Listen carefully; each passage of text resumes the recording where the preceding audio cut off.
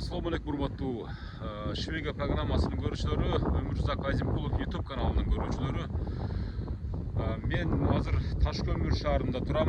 Атайын ушул жекшемби күнгө тууралап келдим эле. Себеп дегенде мен буга чейин өзүңүздөргө белгилүү болгондой Ихсан кооперативинин жүргүзүп жаткан иштери боюнча ара чолодо эфир уюштурууна адатым бар. Ошол эфирлердин бирин мындан өзүңүздөргө белгилүү болгондой бир жарым жыл мурда, тагыраак 6 ай мурда мен ушул жерге келип кеткем. Анда ушул Дос курулуш компаниясынын жүргүзүп жаткан иштери менен сиздерге бир тааныштырып, ошол Дос курулуш компаниясы менен Ихсан кооперативинин ортосундагы жүргүзүп жаткан иштеринин натыйжалары ушул жерден билинет. Себеп дегенде ушул Дос курулуш компаниясынын ушул реконструкцияланган үйүнөн ушул Ихсан кооперативинен мурда үй алам деп үй ала албай калгандардын атайын келишилген тизмегинин эсебиндеги бир топ адамдар үйлүү болушат деген бир ишеничтүү кабарды айтып кеткенмин. Мына ушул эсиңиздерде болсо керек. Мына азыр ошол эски реконструкцияланбай калган, каралбай калган, мисалы үчүн мурда Советтер Союзу маалында ээн тала эрме чөлдө калган бир эски имаратты 3 кабаттуу Ташкөмүр шаарындагы Пионерский көчөсүндөгү ушул Дос курулуш компаниясы тарабынан реконструкцияланып, жаңы типтеги, жаңы заманбап шарттары менен бир топ жашоочуларга ылайыкташкан имаратты мына азыр куруп бүтүрүп тапшыруу алдында турат экен, урматтуу көрүүчүлөр.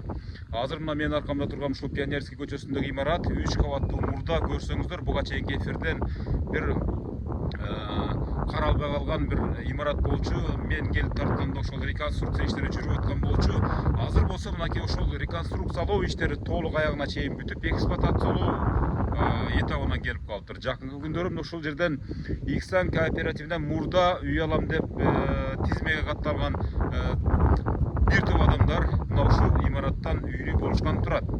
Аймактагы жашоо шарттарына ыңгайлаштырылып салынган ушул Ташкөмүр шаарындагы сонун типтеги имарат менен же болбосо үй менен же болбосо батир менен камсыз болушат, урматтуу көрүүчүлөр. Мен азыр ушул имараттын азыр сыртындагын, анан ошол менен бирге эле ичин дагы кошо сиздерге тааныштырып өтөйүн. Акмалап баамдап туруңуздар, урматтуу көрүүчүлөр. Урматтуу көрүүчүлөр, дагы бир нерсени айтып коеюн. Ушул Пионерская көчөсү Ташкөмүр шаарынын дээрлик ушул борбордук аймактарынан эле орун алган. Эми негизинен мындай картографиялык же географиялык абалын байкап көргөндө бул жер абдан тынч, абасы таза, суусу бардык светтери менен кошо ыңгайлаштырылган аймактагы мына менин аркамда турган имарат, эки имаратты ушул Дос курулуш компаниясы куруп бүтүрүп, ушул Дос курулуш компаниясы менен бирдикте Ихсан кооперативинин ортосунда келишимге ылайык Ихсан кооперативинен мурда үй алам деп анан ошол үмүттөрү акыркы күндөрү ушул өчүп бараткан элдин үмүтүн жандандырып, ушул Бекболсун Малаханов баштаган команда өзүнүн ийгиликтеринин бирин ушул Ташкөмүр шаарынын Пионерский көчөсүндө дагы бир далил катары көрсөткөн турат. Жакынкы күндөрү ушул имараттан Ихсан компаниясынын ушул аймакка тиешелүү өкүлдөрү же пайщиктери деп коебузбу, кезекте турган адамдар ушул жаркыраган 3 кабаттуу имараттан сонун шарттар менен үй алышкан турушат. Азыр мен ушу ичин дагы тааныштырып өтөм. Жогоруда айткандай мен сиздерге баардыгын тааныштырып өтөм. Ушу эки имараттын ичиндеги адам баласы үчүн жаралган шарттарга кандай камылгалар көрүлдү. Ошолордун баарын сиздерге тааныштырып өтөмүн. Бул Пионерская көчөсү Ташкөмүр шаарында. Кайсы компания куруп атат муну? Дос курулуш. Дос курулуш. Сиз ким болуп иштейсиз бу жерде? Ошол жерде карайм. Ушул объекттин участкалык ишти кыласызбы? Кароолчулук, ушул ишиңизде ушунун баарына жооп бересиз. Ушул майда чүйдө ийне жибине чейин баарына жооп бересиз. Азыр бул эми дээрлик бүтүү этабында келип калыптыр да. Канча күндө муну бүтүрүп коебуз деп Кудай буйрса. 20 күндө бүтөбүз. 20 күндө. Бул жерге ошо Ихсан компаниясынын, Ихсан кооперативинин мүчөлөрү да мына үйлүү болушат деп кубанып турган чактары да. Өмүрбек аба, бир иштерин бир тааныштырып өтпөйсүзбү? Мактанбайлыбы, кандай дейсиз? Мисалы үчүн кандай? Охо, бул жерлерде азыр эми анча-мынча майда иштери калыптыр да, туурабы? Бул биринчи кабат, а? Биринчи кабат. Канча канагалардан турат бул үй? 2-ден 4 чейин. 2-ден 4 комнаталарга чейин, а? Plastik koyup bütüp atat, Xudo kalasa. Endi bu taraflarına kafel basat. Бұл уже суық түскенге чейин уже бардық жашоочулар үчүн ыңгайлаштырылып даярдалып бүтөт. Тазаланат, ремонтта тазаланат, Акталып, сырдалып, урматтуу көрүүчүлөр, мына өзүңүздөр көрүп атасыздар, мынакей терезелерин буга чейин эле тартып кеткенбиз. Терезелер биз тартканда коюлган болчу, бирок мындай актары же болбосо дубалдары ышкып алган эмес болчу. Азыр эми мына ушул жерде Өмүрбек абанын айтымына караганда 2 канадан 4 канага чейинки батирлер бар экен бул жерде азыр. Жүрүңүз дагы тааныштыра берүүчү, азыр дагы негизинен бир 20% иш калыптыр. Жумуштун 80% бүтүптүр. Бул жерлер болсо мынакей урматтуу көрүүчүлөр бүт мына кафелдер. Мурда биз келгенде цемент болуп түшөлөр баарычы. Баардыгын кафелдеп мынакей сонун да. Полный подъезд кафеден. Мынау лестницалар биз келгенде жок болчу, урматтуу көрүүчүлөр. Темири менен коюлуп мынакей сонун дагы шаардагы тиги Ош, Бишкек шаарларындагы үйлөрдөн айырмасы жок калыптыр. Мына 25-чи батир дейт. Азыр ача алабызбы, ача албайбызбы 25-чи батирде? 25-чи батир. Жабылып экен да. Ичин бир көрсөтүп коюн эле да, баягы себеп дегенде эшик терезелери коюлган мындай. Главный эшиктерге коюлган. Азыр ошондо могу сырткы эшиктеринен бери баардыгын өздөрү коюп беришет да, компания, дос курулуш компаниясы. Мына урматтуу көрүүчүлөр, мына ушул жерде бир 20% иштегенде, бул жерде мисалы шпаклевкасы, ушул аги, сыры жана башка иштер эле калыптыр мынакей. Биз буга чейин бүт коммуналдык кызматтарга же болбосо суу, свет, Бул сырткы эшиктердики. жана башка кылыштырган түзүүчүлөрдүн баардыгы кирип калганын көрсөткөнбүз. Мына электр зымдарынын баардыгы мына улап эле включатель койсо эле мынтип жаркырап күйгөнүп турат. Кээ бирлери светтерин күйгүзүп коюптур мынакей. Көрдүңүздөрбү? Мына ичиндеги бул эмне бул курулуштар? Кафелби?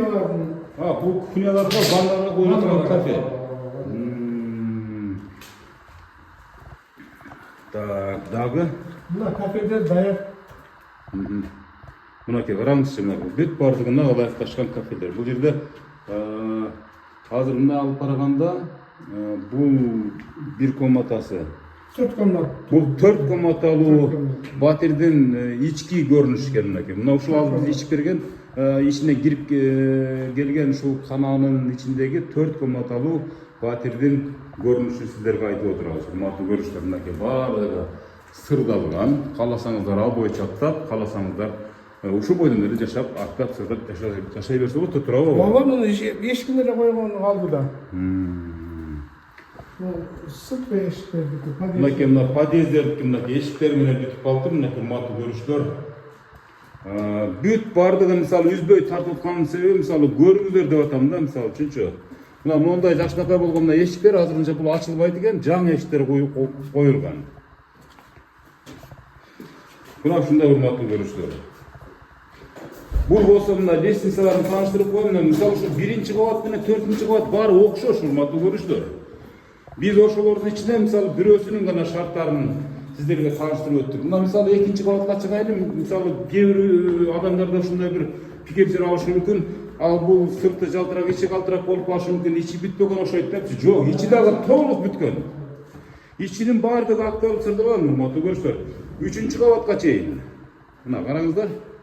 Баардыгы мынакей. 2-чи кабатта жүрөм азыр мына. Биз тартып келген мына ушул мурдагы сырдалган каналардын ичинин дагы сиздерге көрсөтүп коеюн деп атам, урматтуу көрүүчүлөр. Мынакей бул жакта панорамный вид деп коет, орусча айтканда, шаардын сонун көрүнүшү. Шаардын сонун көрүнүшү. Мынакей баардык мына светтерине чейин коюлган, урматтуу көрүүчүлөр. Ошо люстрамыздарды алып келип эле төбөсүнө илип, ылайыкташтырып эле жашоону уланта берсеңиздер болот.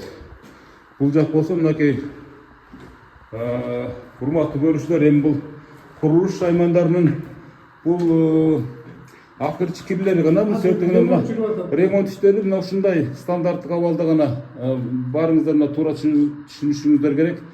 Мына баардык жаңы түзүкчөлөрдүн баардыгы келип коюлган. Ванна Ушул санузелдердин баары өздөрү коюп беришеби? Дос курулуш компаниясы тарабынан. Исал коет да. Ушул компаниялар бүт баардан коюп беришет. Коюп беришет. Анда өмүрөк аба мына ушул даяр нерсеге көчүп келип күрүчтү алып эле. Болду да даяр болду. Гилем паласын салып эле. Төшөгүн ала келет, болду. Даяр. Аристонго чейин коюп берет. Аристонго чейин коюп берет. Ооба, Аристонго чейин. Мындай кызматты көрүштү. Мындан артык иш барбы дегендей. Мына бул болсо эми мына 2 комнатадан 4 комнатага чейинки бөлмөлөрдү көрсөтүп атам. Анан бул Дос курулуш куруп атат. Молодец. Сонун курду Кудай кааласа, сонун болуп атат. канча убакытта бүтүрүп чыгып кетишти Кудай кааласа деп туруп. Бир 8-9 ай болду да. 8-9 айда биз 6 ай мурун келип таптык экенбиз ушул жердечи. Ооба. Ошондо ушул Дос курулуш компаниясынын генералдык директору, жетекчиси Түгөлбай мырза өзү дагы келип, кошо келип маек берген жайы бар. Ошондо бул дээрлик сырой болчу. Мындай айтканда, мисалы, чийки объект болчу да, мындай каралбай калган таштанды болчу. Мына сиз өзүңүз ушул жерде туруп ушул жерде чоңойгонсузбу. Бул илгери эмне болгон эле Бул илгери комендатура болгон. Комендатура болгондо бул аскерлик Заключённыйлардын жашаган да. Окумуштуулар жашаган бул жерде. Заключённыйлар жашаган. Заключённыйлар баягы Заводтагылар. Бул заводду курганда ошол түрмөдөгү абактагы жаткандардын общежитиясы жатаканасы болгон. Кийин ошо менен каралбай ташталып кеткен андан союз ыдырагандан кийин. Азыр сонун восстановление болду да. Ошондой бул эми жок эле дегенде бир кылымга жетет деп мисалы кеңирлеп айтсак болот. Өзү да сөөгү бышыкта сайыштуу. Бул сөөгү бышык пайдалуу ушунчалык бышык деп койсоңуз, мондай түтүкчөлөрдөн бери алып келип койгон бүт ушул Вытяжка ишип атат азыр. вытяжкага жана башка дагы эми мындай урматтуу көрүштү. 3-чү кабатка чыгып койду. Эми сиздердин суранышыңыздар менен урматтуу көрүштү. 2-чи кабатты мейрем, 1-чи, 2-чи кабаты бүтүптүр, 3-чү кабаты бүтө элек деп да ойлоп калганыңыздар мынакей. Бардыгын көрсөтүп коеюн. Эми ушунча келгенден кийин атайын оштон келдим, урматтуу көрүштү. Менде деле ишим көп. Мына ушул баягы сөзүм куруп болбош үчүн, анан мурда ушул эфирлерде мактанып койгонум үчүн ушул иштин өтөөсүнө чыгып, ушул аягына чейин көрсөтүп коеюн деген таризде келдим. Дагы бир 15-20 күн ичинде бул жерде майрам, анан той болот. Турабы бирөө? Ооба, Кудай кааласа. Урматтуу көрүштөр, 20 күн ичинде тапшыруу аземи ушул жерде уюштурулмакчы. Кандай Бул тарабы деле ушул. Тол эле үй ушу бүтүп атат Кудай кааласа. Аракет жакшы. Мына азыркы биз келгенде ушул Дос курулуш компаниясынын башчысы ушул эшиктин асты бардыгы толук түрдө кафелденет, брусчаткалар коюлат деген. Эми азыр урматтуу көрүштөр, мына ичи тышы бүтүптүр. Азыр бүт ушул даярдоо процесстери башталып, даярдалып коюптур. Жерлер тегизделип бүтсө эле брусчаткалар да коюлуп, бул жер дагы андан бетер ушул мурдагы эски имараттын жаңыланган фонун андан бетер кооздук алып келип, ушунчалык эффект берет деген ойдобуз. Мына урматтуу көрүштөр, бул 2 подъездден турат экен. Ар бир имарат 2 подъездден турат экен. 3 кабаттуу имараттын ичинде дагы бир жолу кайталап коеюн, 2 канадан 4 канага чейинки батирлер бардык шарттары менен курулуп бүтүптүр. Кудай кааласа. Эми сизде кандай пикир? Эми ушул өзүңүздүн жеке пикириңиз да, ушул иштер боюнча бир өзүңүздүн бир көз карашыңызды айтып өтсөңүз да. Иш эми жакшы эле жүрүп атат Кудай кааласа. Мэриядан деле жардам беришип атат. Келип айтып, түстөп берлерим да кылга деп көзөмөлдөп, алар деле жакшы иштеп атат, аракет кылып. Ушу өзүбүз деле аракет кылып атабыз. Шаардын деле жетекчилерине рахмат, Дос курулуштун жетекчилерине рахмат. Ихсан өзү аракет кылып атат. Мына жетекчи да азыр берди. Өзү менен кошо. Бүт аракет кылышып атат. Кудай кааласа, эл үчүн иштеп атабыз. Эми эл туура эле түшүнөт, жакшы аракет кылып атабыз. Кудай кааласа, бүтүп калса, киришип, чыргап жашай берет, туурабы? Сапатын айтып өтсөңүз. Сапаты эми бул Кудай кааласа, бул өзү сайыштын үйлөрү, сайыштан сонун курулган. Эми бул каралбай калган үй, ушуну восстановление болду да. Эми бул бышык үй Кудай кааласа, чыргап жашай берет. Мына жакын ортодо берилет. Азыр сантехникалары бүт коюлуп бүттү. вытяжкалар коюлуп атат. Эми пара отоплениялар коюлат, кудай кааласа, суу тартылат. Болду, кудай кааласа. Урматтуу көрүүчүлөр, мынакей ушул 2 имаратты, 3 кабаттуу имаратты эместерге ичетишин көрсөтүп бердим. Бул Иксан кооперативинин ушул Дос курулуш компаниясы менен ортосундагы келишимдин бир кесепети же пайдасы деп коеюн. Ушул мурда Иксан кооперативи болду, жок болду, банкрот болду, эми үйдөн жок же чүйдөн жок. Ошончо жыл Россияда же бир четтеп жүрүп ушундай бир сыздап калдык деп абдан армандуу элдин бир мүдөөсү үмүтү ишке ашып, монтип жаркыраган үйлөргө аз күндө, мына 10-15 күндүн ичинде жашай тургандыгынан мен бир кабар берип турам да. Факты менен, далил менен буга чейин тартып кеткенмин. Анда жүрүп аткан курулуш иштерин тааныштырган болсом, азыр бүтүп аткан курулуш иштерин тааныштырып атам. Урматтуу көрүүчүлөр, мен ушул жерден бир нерсе белгилеп коеюн. Бул эмне үчүн Иксан кооперативинин иштерин кылып жүрдү деп башында мисалы түшүнбөгөндөр үчүн. Мен өзүмүн жеке өзүмүн демилген менен, чынын айткандачы, өзүм ушул жака келип, басып келип, ушул бүтүп калды, ушул жакынкы 10-15 күн ичинде тапшырабыз деген маалымат угуп келип, эми Оштон ушул Таш көмүргө чейин ашып барса бир 3-3,5 сааттык жол да. Мындай айткандачы, мен жол тегиз, жекшемби күнү үйдө жатып эмне кылам, андан көрө барып келейин деп ушул Иксан кооперативинин Бекбосун Малаканов менен ушул жетекчиси, Түштүк регион боюнча жетекчиси менен чогуу келип, ушул жерди көрүп, сиздерге бир мактанып коеюн деп атам. Чын айтканда бул абдан чоң иш. Чын айтканда мына ушул 2000ден ашык мисалы Ош региону боюнча ушунчалык баягы үмүт үзүлгөн эл болсо, ушул Жалал-Абад шаарындагы кошкондо дагы бир топ элдер болуп кала турган болсо, бул Иксан кооперативинин элге жасаган бир ишинин натыйжасы десек болот да. Мисалы бир оң натыйжасы десек болот. Себеп дегенде бул компаниялар менен, буга окшогон дагы бир топ компаниялар менен иштешип атат. Мисалы үчүн IG Development, Мунарастрой, жана башка мисалы мына ушул азыркы Дос курулуш компаниясы, эми көп компаниялар менен иштешип, мисалы накталай акчасы болбосо дагы ушул накталай акчасынын эсебинен ушул батирлерди берип аткан. Ансыз деле ушул батир үчүн деп Иксанга жазылгансыздар да, туурабы?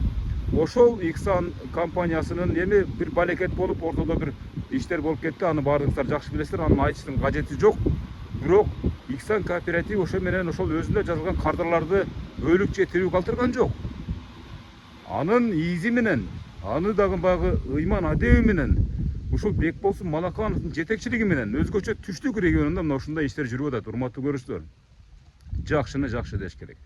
Жасалып аткан ишти көргө окшобой, дүлөйгө окшобой айтыш керек. Угуп көрүп туруп айтпай коюу бул чоң күнөөлөрдүн бири мусулманчылыкта делечи. Ошон үчүн мына ушунда аркамда турган жакшынакай бир 3 кабаттуу имаратты жалпы ушул арасында ушул Иксан кооперативинин мүчөлөрүнүн дагы үйлөрү бар эсебиндеги мына ушундай имаратты жакында жалпы ушул жердеги сатып алган же жашайм деген адамдарга 20 күндүн ичинде тапшыруу алдында турат. Бул дагы өтө чоң бир максаттуу иш пландын ийгилиги деп айтып койсок туура болот. Урматтуу көрүүчүлөр, ошон үчүн буга окшогон дагы бир топ иштердин натыйжаларын буга чейин деле көрсөтүп келдик. Мындан ары да көрсөтө беремин. Ушул менин каналымды макулдап туруңуздар, Кудай буйрса баардыгы Иксан кооперативинин Түштүк региону боюнча жетекчиси, Иксан кооперативинин Түштүк региону боюнча жетекчиси Бекболсун Малакановдун мага берген маалыматына караганда, жакынкы 1 жыл же 2 жыл, мындайча тагыраак айтканда 2026 жылы ушул иштердин толук аягына чыгып, ушул кооперативдин карыздарын баарын жоюп, үйсүз калгандардын үйүн берип, акчасы берилбегендердин азыр деле акчасы алып аткандар бар.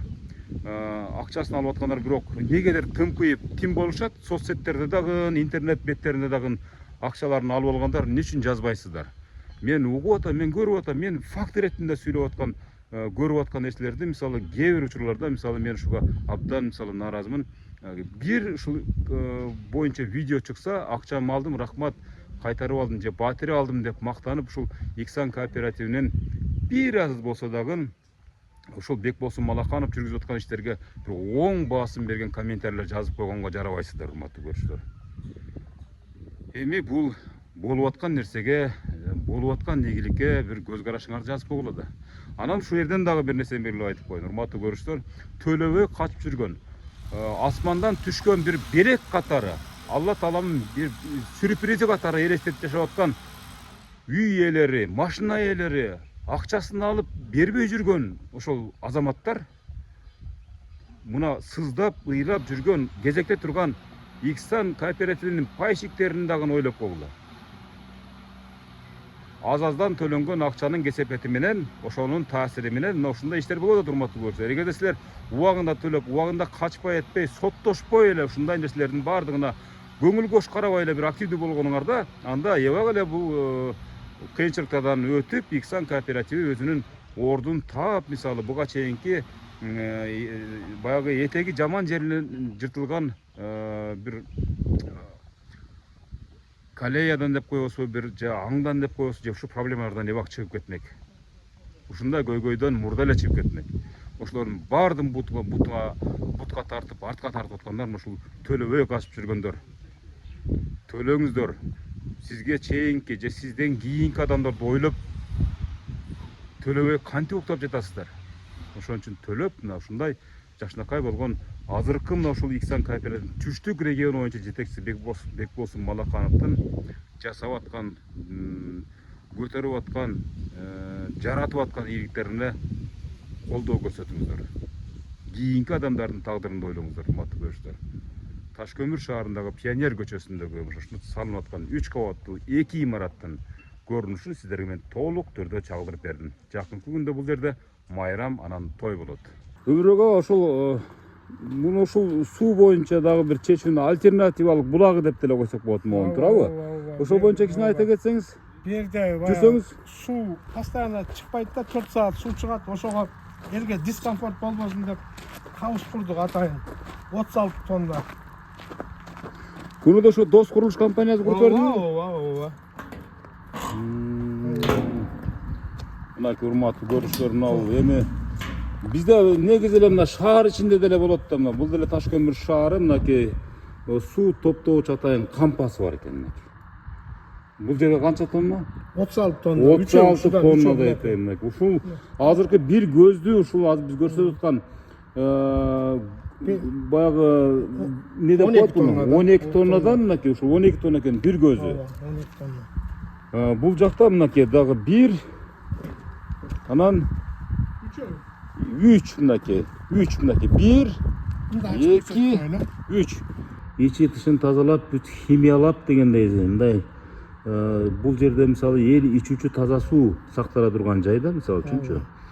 Ушул 3 кампа экен да, 36 тонна. Ушундай дагы альтернативалык булак бар экен. Эми бул шаар ичинде, мисалы Ош шаарында деле, Бишкек шаарында деле курулуп атпайбы? Мисалы жамгыр жаап, суу токтоп калган учурларда, мисалы элди суу менен камсыз кылуу, үзгүлтүккө учуратпай камсыз кылуу аракети ошол жакта деле мисалы шаарларда бар. Ошол сыяктуу мына ушул 2-3 кабаттуу имаратка, жаңы реконструкциялык имаратка мына ушундай 36 тонна суу бата турган суу топтогучу атайын кампасы да бар экен мынакей. Урматтуу көрүүчүлөр, биз азыр Ташкөмүр шаарынан жанагы 3 кабаттуу Пионер көчөсүндөгү реконструкцияланган үйдү сиздерге ошол үй тууралуу, анан ушул үйдөн алып аткан ушул Иксан компаниясынын үй алам деген жарандарынын бүгүнкү күндөгү мына ушул аз күндө 20-30 дебей эле, мисалы 10-15 күндүн ичинде тапшырып алына турган маалыматы жөнүндө бир кабар бердик эле. Урматтуу көрүүчүлөр, азыр эми биз Ошко келдик. Оштогу ушу аэропорт шаарчасына караштуу Арыкжан айылында курулуп аткан Мунарастрой курулуш компаниясы тарабынан курулуп жаткан көп кабаттуу үйлөргө келдим. Буга чейин да бул үйлөр тартып кеткен. Анда мен тарткан мезгилде бул үйлөрдүн пайдыбалдары эми түптөлүп, айрымдары ушул көтөрүлүп, ушу иш аябай кызып жүрүп жаткан маал эле. Мына азыр мен көрүп турган мына ушул аркадагы 3 имарат азыркы күндө мисалы бириси бүтүү алдында турат, мисалы 60, 50, 60, 70%га жакындап калыптыр. Сырткы көрүнүшүнөн эсеп алганда. Ал эми бул ушул үйлөрдүн жакка белинде дагы бир ушундай бир котлован казылып, азыр мен дагы бир подсъемкаларда көрсөтөм. Бул жерге дагы ушул Мунара курулуш компаниясы тарабынан дагы бир имарат түшкөн атат. Эми бул Мунара строй курулуш компаниясы менен Никсан кооперативинин түштүк регион боюнча жетекчиси Бекбосун Малакановдун өзүнүн демилгеси менен мына ушул кардарларды үй батир менен камсыздоо аракети кандайча жүрүп жатты экен деген суроолор болсо, мына мен азыр ошол суроолорго жооп беремин. Мына ушул жерден азыр ушул Мунара строй курулуш компаниясынан 50-60 адам батир менен камсыз болгон турат. Эми аэропорт шаарчасы ошо Арипжан айылы деген жерге келип өзүңүздөр деле көрүңүздөр. Укмуш ушунчалык баягы атмосферасы дагы, жашоо шартка болгон географиялык абалы дагы деген ошо адам баласы үчүн жакшы бир жашай турган аймактардын бири. Буну мага чейин эле жакшы билесиздер, урматтуу көрүүчүлөр. Эми мен эмнени айткым келип атат? Жакынкы күндөрү деп коеюн, жылдарга айланбайт. Өзүнүн мөөнөтүнөн кандай гана имарат курбасын өзүнүн мөөнөтүнөн мурда тапшырып аткан ушу Мунара строй курулуш компаниясына даңк жана дүңк дегенден башка эч нерсе дегим келбей турат. Чынын айткандачы.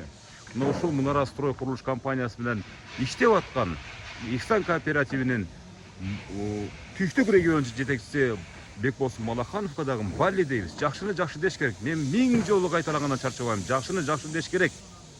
Урматтуу көрүүчүлөр. Жакында ушул Никсан кооперативинен мурда үй алам деп үмүтү өчүп калган, бирок азыркы күндө үй алуу алдында турган жарандардын той менен майрамына силерди күбө болом деген ойдомун. Алгач Ташкөмүр шаарына барып туруп, андан кийин ошол жерге келип туруп, Мунара курулуш компаниясы тарабынан курулуп жаткан батирлерден алган жарандардын үйүнө келип туруп, андан соң Дос курулуш компаниясы ошол Жалал Абад шаарында дагы ушул курулуш компаниясынын жоосун курулушун бүтүп алдында турган, анан ошол курулуштан мына эртең бүрсүгүн үй алам деп турган Никсан кооперативинин мурдагы мүчөлөрүнүн тою менен майрамына дагы сиздерди күбө кылам. Буга чейин Ташкөмүр шаарына барып келдик. Мына ушу Бекбосун Малакановдун өзүнүн жеке көрсөтмөсү менен, тапшырмасы менен себептегенде бул нерсени эмнеге айткым келет, урматтуу көрүүчүлөр? Мен дагы бир жолу айтам, жакшыны жакшы деш керек, жакшыны жакшы деп үйрөнүш керек. Себептегенде буга чейин мисалы бул аймактардын баардыгын биз баягы орусча айтканда сырой материалдарын бәрін тартып келгенбиз. Мына азыр факт жүзүндө, иш жүзүндө сиздерге көрсөтүп коеюн деп чечтик. Мына менин маңдайымда Бекбосун Малаканов, Никсан кооперативинин түштүк региону жетекчиси. Азыр биз суроо берип жооп бере алабыз да. Бекбосун мырза, саламатсызбы? Алейкум ассалам. Мына азыр ушул кече эле ушул Ташкөмүр шаарына барып келдик. Мисалы ошол жерде Пионерская көчөсүндөгү курулуш компания тарабынан.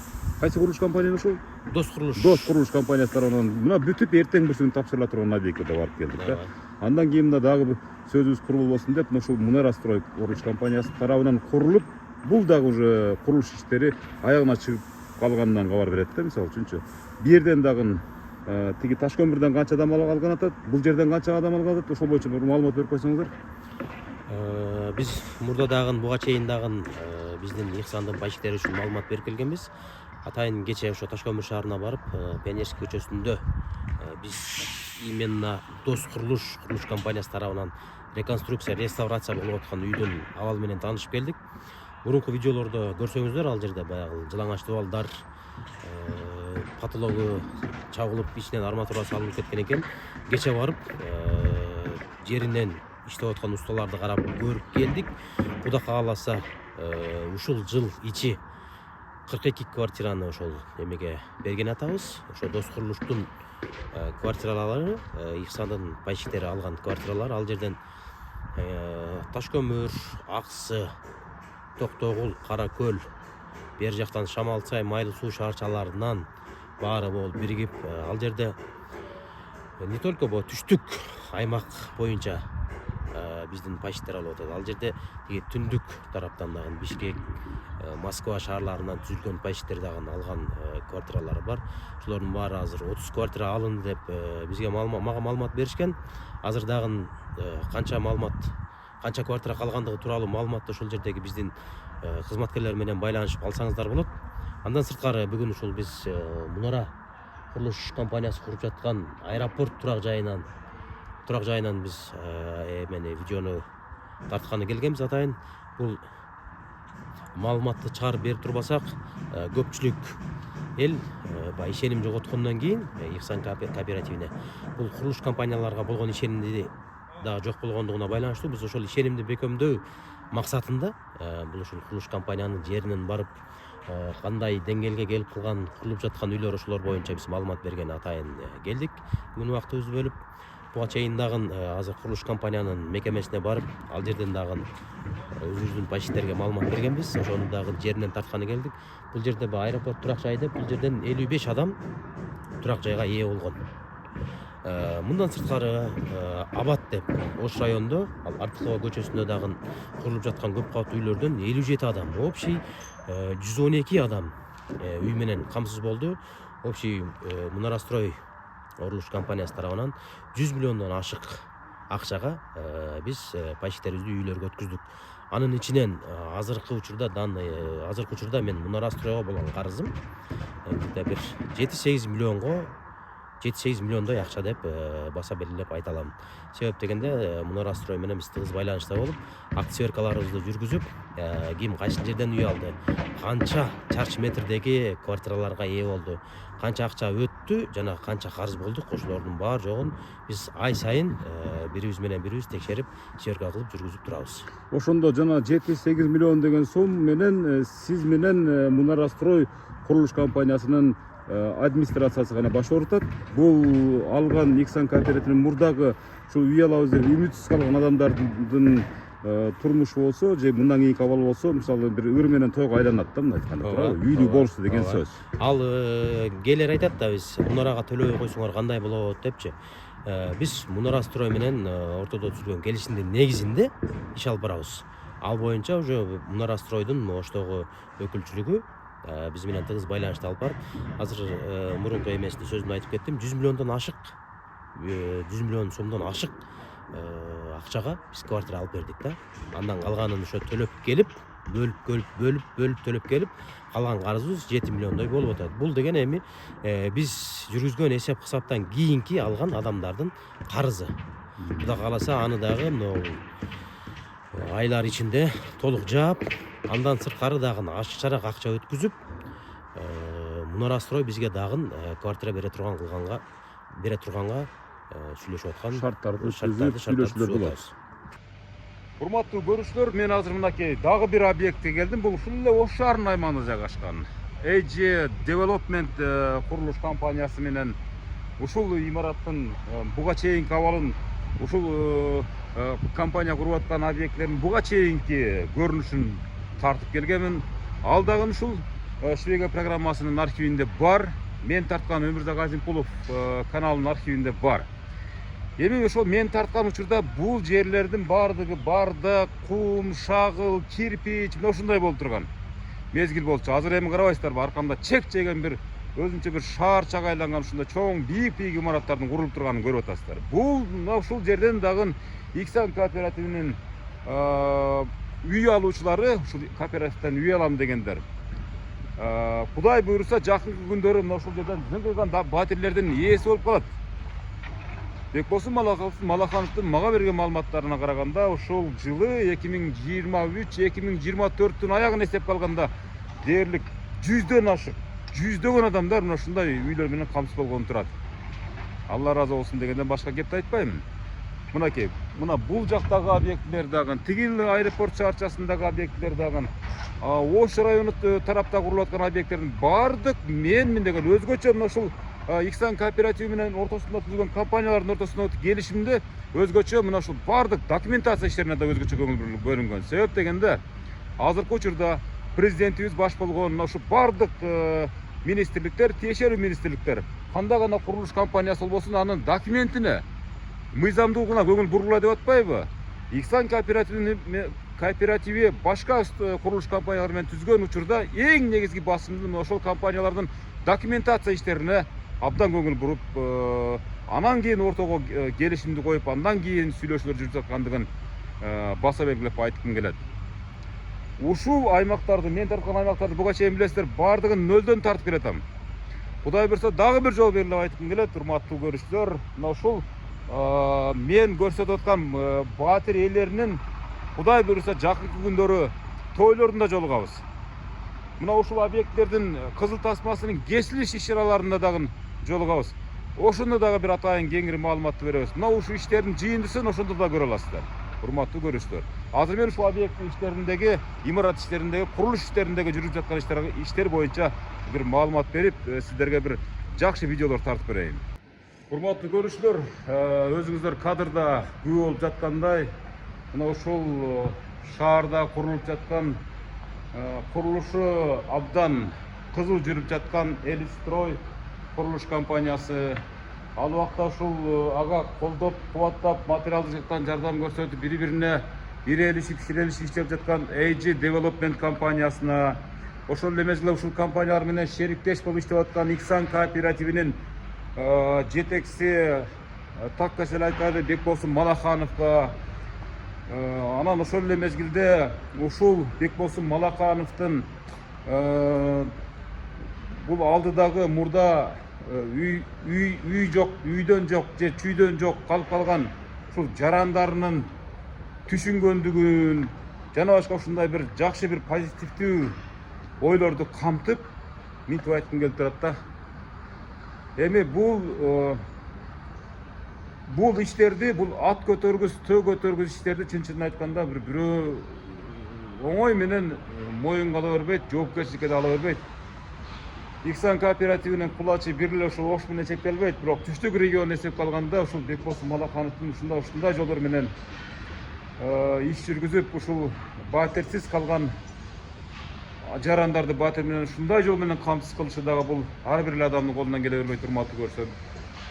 Мен билип сезип атам, мына 2-нчи жыл ушул компания менен иштешип атам, кооператив менен иштешип атам, ушул Бекболсун Малаханов менен иштешип атам. Мисалы үчүн түштүк регионунда бир топ адамдар, мисалы 85% адамдар мурда батир албаган адамдар батир менен камсыз болушуптур. Демек 2026 жылдын 4-чү кварталдарында Кудай буйруса деп атат ушул Бекболсун Малахановчу. Бардык ушул Иксан кооперативинин түштүк региону боюнча түндүктү кошкондо ушул карыздарынан, анан элден болгон карыздан толук кутулуп чыгып кетем деп өзүнө өзү план коюптур. Ушундай бир келечектеги ойлору, максаттары бар экен. Ошол максаттар ишке ашсын, эч ким үйсүз калбасын, эч ким ушу ыйлап калбасын. Урматтуу көрсө, а мен болсо мына ошол жакшылыктарды, ошол ийгиликтерди буга чейин башында чагылдырып жүргөн мезгилде ишенбесеңиздер керек эле. Азыр эми ынансаңыздар болот, ынанбаганга эч айла калбады, чын айтканда. Кудай буйруса бардыгы бүтүп, мына ошол лента кесүү, үйлөрдөгү тойлорго, анан ошол үйлөрүн алышып, ушул Иксан кооперативине рахмат айткан бир абалдарга сиздерди күбө кылам деген ойдомун. Урматтуу көрүүчүлөр, мынакей Мунара Строй курулуш компаниясынын шаарындагы Артыкова деген көчөсүндө курулуп аткан мына көп кабаттуу имараттарына күбө болдук. Мисалы буга чейин да тартып кеткенбиз, буга чейин деле ушул аталган объекттер жөнүндө маалымат бергенбиз. Ушул объекттен ушул Иксан кооперативинин мүчөлөрүнө 57 батир берилип аттыр. Урматтуу көрүүчүлөр. 57 батир деген бул оңой батир эмес, урматтуу көрүүчүлөр. Ушул азыр бул имараттар бүткөнү калыптыр, мына бүтүп уже Кудай буйруса жакын күндөрү тапшырылат. Эми жакынкы жерлеринде мондай котловандар казылып дагы имараттардын пайда жасалып атат. 57 47, 60ка жакын, эми азыр мен 3 эле аймакты, 3 эле имаратты кыдырып көрдүм да. 3 эле имаратты кыдырып көрдүм, 150ге жакындап калдым. Көрсө, 150ге жакын ушул Иксан кооперативинен үй алам дегендердин үмүтү жанып калса жаманбы? Урматтуу көрүүчүлөр, айтыңыздарчы. Мынакей. Жакшынакай бардык азыр эми мурдагыдай баягы ыйпа-сыйпа курулушту көрбөйсүң. Азыр мамлекет башчыбыз, мисалы президентибиз ушунчалык катуу талапты коюп атат. УКМК башчысы, министрлик кабинетинин төрагасынын орун басары Камчыбек Кыдыршаевичтин жеке көзөмөлүндө. Өзүңүздөр көрдүңүздөр, өткөндө портер менен кандай кыдырып, кандай бир эле ушул курулуш тармагына эмес, бардык мекемелерге чейин барып текшерип атат. Курулуш сапаттарындагы ушунчалык баягы адилеттүүлүк, акыйкаттуулук, ушул курулуш материалдарынын тазалыгы, элге болгон түзүлгөн шарттардын барлыгы, мына ошол кишилердин көзөмөлүндө мына ошол курулуш компанияларынын бири Мунара строй курулуп аткан ушундай көп кабаттуу үйлөрдө беймарал мисалы эч нерседен бейкапар жашоо турмуш кечирсеңиздер болот деген сөз дагы баса берилип айтып келе урматтуу көрүүчүлөр. Мына ушундай Артыкова көчөсү Ош шаарындагы Мунара строй курулуш компаниясы салып аткан монда көп кабаттуу 10 кабаттан ашыгыраак экен. Балли дегенден башка сөз жок. Ушинтип акырындап жылып отурсак, кыбыраган кырдашат дейт. Кудай буйрса 2 жыл аралыгында Иксан кооперативи жана аны башкарып аткан Түштүк региону боюнча жетекчиси Бекбосун Малахановго эмне дейбиз? Балли дейбиз.